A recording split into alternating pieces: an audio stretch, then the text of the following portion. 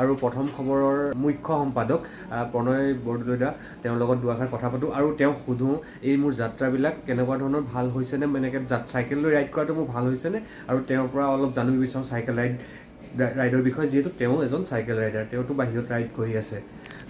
নমস্কাৰ দাদা। নমস্কাৰ। নমস্কাৰ।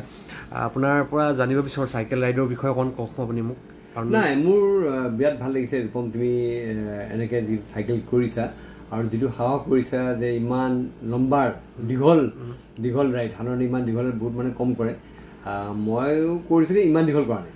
মই মাজতে এটা মস্কোৰ পৰা কাজান বুলি এটা ঠাই কৰিছিলোঁ 800 কিলোমিটাৰ, সেইটো মোৰ মেক্সিমাম। কিন্তু তুমি যিটো কৰিছা ভাবিব নোৱাৰা, ইয়াৰ পৰা লেহ লাডাখ, ইয়াৰ পৰা বাইকেৰে চাইকেলেৰে গৈ কাঠমাণ্ডু পোখৰা। মই আকৌ কাঠমাণ্ডু পোখৰা বাইকেৰে গৈছোঁ আৰু মটৰচাইকেল, আৰু ইফালে লাডাখ মই মটৰচাইকেলেৰে গৈছোঁ। কিন্তু তোমাৰ চাইকেল চলা এইটো দুখ হয়, এইটো বহুত ডাঙৰ দুখ হয়। আৰু তাৰ লগত তুমি এইটো মানে কলম্বো কৰি আহিলে, মই যিটো শুনিলোঁ চেন্নাই কলম্বো, বহুবিলাক তোমাৰ এক্সপিৰিয়েঞ্চ হৈছে। আৰু এতিয়া তুমি আমাৰ অসমৰ যুৱ প্ৰজন্মৰ বহুতৰ কাৰণে তুমি হয়তো আদৰ্শ হৈ পৰিছা, অনুপ্ৰেৰণাৰ উৎস হৈছে। খুব ভাল কথা, আমাৰ যুৱ প্ৰজন্মক এনেকৈ উৎসাহিত কৰি যোৱা। আমি সকলোৱে আচলতে অলপমান এডভেঞ্চাৰাছ হ'লে ভাল লাইফত।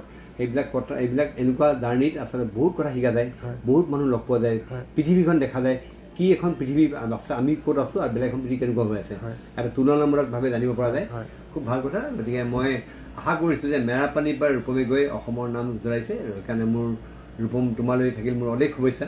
মই আশা কৰিছোঁ তুমি ভৱিষ্যতে আৰু এনেকুৱা অভিযানত অংশ লোৱা আৰু অসমৰ নাম উজ্জ্বল কৰা। ধন্যবাদ দাদা। যিহেতু মোক প্ৰথম খবৰত এনেকুৱা ধৰণৰ এটা সাক্ষাৎকাৰ দিয়াৰ কাৰণে বহুত বেছি ধন্যবাদ সমূহ কৃতপক্ষ আৰু প্ৰণয় বৰদলৈদাৰলৈ। থেংক ইউ, ধন্যবাদ। জয় আই অসম, জয় জুবিন দা।